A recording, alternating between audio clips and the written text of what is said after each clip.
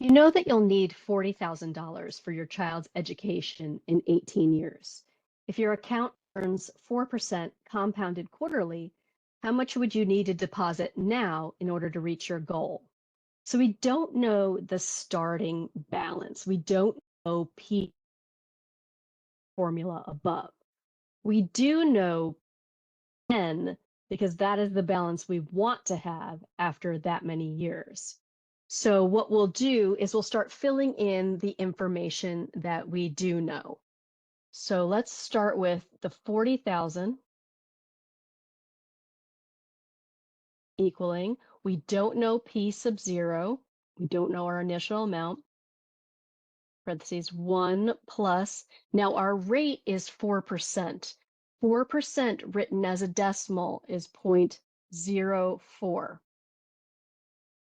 And then underneath that is K for compounded quarterly. And compounded quarterly, according to above, is 4 times. 4 times a year, they're going to figure out the interest for this account.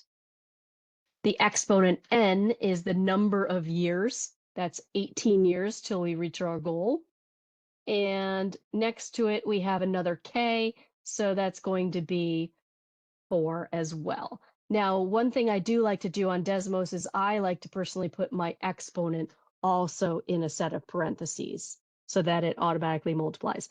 Now, I do leave it written as is. I don't actually physically multiply the 18 times 4. I let Desmos do my work for me there. What I'm going to do is jump over to Desmos, and once I do, what I'm going to do to solve this is I'm going to put this first number here, this 40,000, I'm going to put that into y equals. And then I'm going to go down another line and I'm going to put that into another y equals. And I'm going to find out where these two connect. Rather than doing the algebra work for this, I'm going to graph. So let's jump over to Desmos and start typing. We have y equals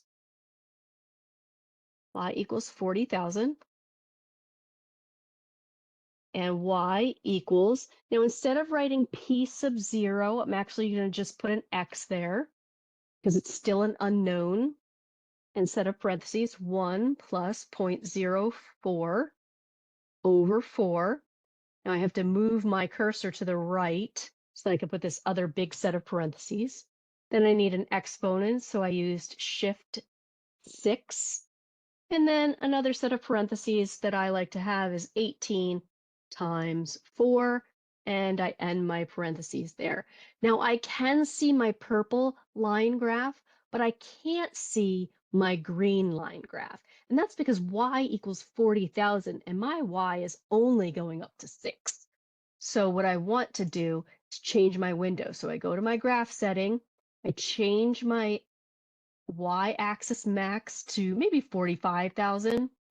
Now, what that did is my green line now shows up, but my purple one went away.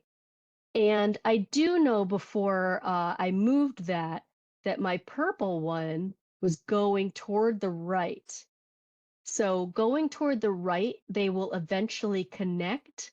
So I need my x-axis maximum to be much bigger than 10. So let's try 10,000. All right, we see that that's almost there.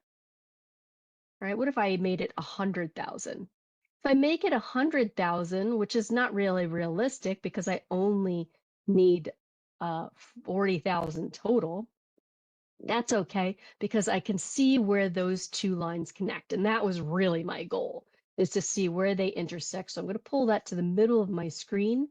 I am going to click on it right like that, and I can see my x coordinate right there.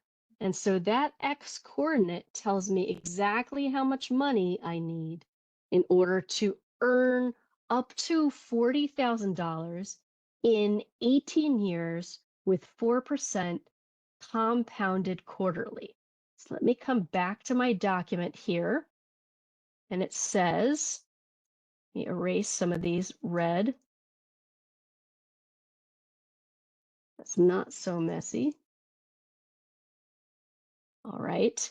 And it says, how much would you need to deposit now to reach your goal? So what I've just found is my P sub 0. My P sub 0 is money. So I want to make sure I label it that. On the screen, it said 19539 decimal. Now it said 84341. Well, this is money, so we only need 2 decimal places. And so it's not going to bump up to 85 cents. It will only be 84 cents.